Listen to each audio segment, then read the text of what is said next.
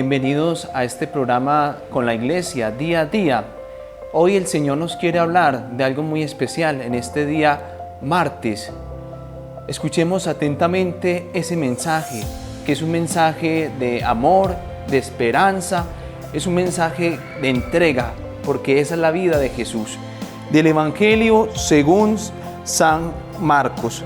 En aquel tiempo Jesús y sus discípulos atravesaron Galilea. No quería que nadie se enterara porque iba instruyendo a sus discípulos. Les decía: el Hijo del Hombre va a ser entregado en manos de los hombres y lo matarán. Y después de muerto, a los 3 días resucitará. Pero no entendían lo que decía y les daba miedo preguntarle.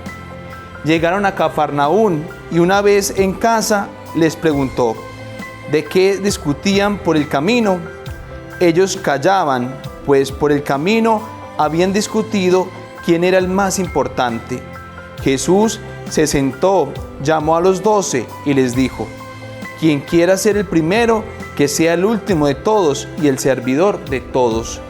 Y tomando un niño, lo puso en medio de ellos, lo abrazó y les dijo: el que acoge a un niño como este en mi nombre, me acoge a mí. Y el que me acoge a mí, no me acoge a mí, sino el que me ha enviado. Palabra del Señor. Gloria a ti, Señor Jesús. En este hermoso día, martes, hoy el Señor quiere decirnos de que Él ha resucitado, de que Él ha morido, ha muerto en la cruz por nuestra salvación. Él es el enviado que ha venido a salvarnos, a redimirnos. Pero hay algo tan especial y es que encontramos en la persona de Jesús algo tan hermoso, y es que el reino del Señor es un reino de amor y de misericordia. Y a cada uno de nosotros nos quiere enseñar de que nosotros debemos de servir, de que nosotros debemos de ser los primeros que queramos servir, hacer el bien. Así nos pone el ejemplo el Señor.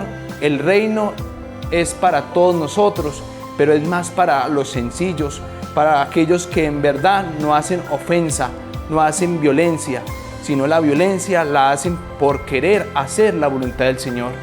Dejemos que el Señor reine en nuestros corazones, dejemos que el Señor nos enseñe cómo debe ser nuestro caminar, que sea un caminar siempre en el amor, haciendo el bien. Y les deseo un feliz día. Bendiciones. ¿Quién como Dios? Nadie como Dios. Soy Gustavo García, misionero de la comunidad Lazos de Amor Mariano, Ciudad Bolívar. Hoy, como todos los días, venimos a contarle en este programa con la Iglesia día a día. Le vamos a contar, vamos a aprender de la historia de un santo. Hoy vengo a hablarles de San Beda el Venerable. San Beda, Beda significa el que convence, que es elocuente con sus palabras. Entonces este santo era llamado el que convence. Todos sus sermones, sus escritos siempre empezaban palabras del Venerable Beda. En su biografía pues se cuenta de que desde muy niño, de los 7 años, fue internado en un monasterio en Inglaterra, en el monasterio de San Pablo y San Pedro, en Inglaterra. Desde los 7 años los papás lo llevaron a este sitio para que se formara bien. A los 19 años obtuvo su diaconado, y a los 30 años fue elegido sacerdote. Era tanta la estimación que la Iglesia en esos tiempos tenía por este Beda, el Venerable, que pues desde muy joven, desde muy niñito, se le dio ese título de San Beda el Venerable, que era doctor de la Iglesia. Un título que solamente se le había dado al Papa León XIII, pero era tanta la santidad de este hombre que le fue dado este título de San Beda, doctor de la Iglesia. Escribió más de 60 libros, en los cuales solamente se dedicó a hablar de las Sagradas Escrituras. Investigaba y pasó toda su vida al escribir 60 libros, que creo que son muchos. Él decía que una persona no se puede dedicar a hacer muchas cosas porque quizás fracasará en todas. Él obtuvo la gracia de solamente, tuvo el discernimiento, y Dios le mostró que lo de él era esto, dedicarse a la escritura. Y se dedicó a la escritura, donde logró escribir 60 libros. Y él decía que un libro permanecía por toda la historia. Entonces muchas personas podían escuchar los sermones o la predicación de esta palabra que él hacía, entonces iba por generaciones y esto iba a transcurrir. cuando un sermón lo escuchaban unas pocas personas en la Eucaristía y ya se quedaba ahí. Entonces Dios le dio esa gracia y pudo escribir más de 60 libros. Él decía también, para escribir estos libros decía que primero había que contemplar, meditar, para luego escribir y predicar. Esto ya en un santo más joven, que era Santo Domingo, hablaba sobre esto, que había que contemplar, meditar, para poder transmitir a las demás personas.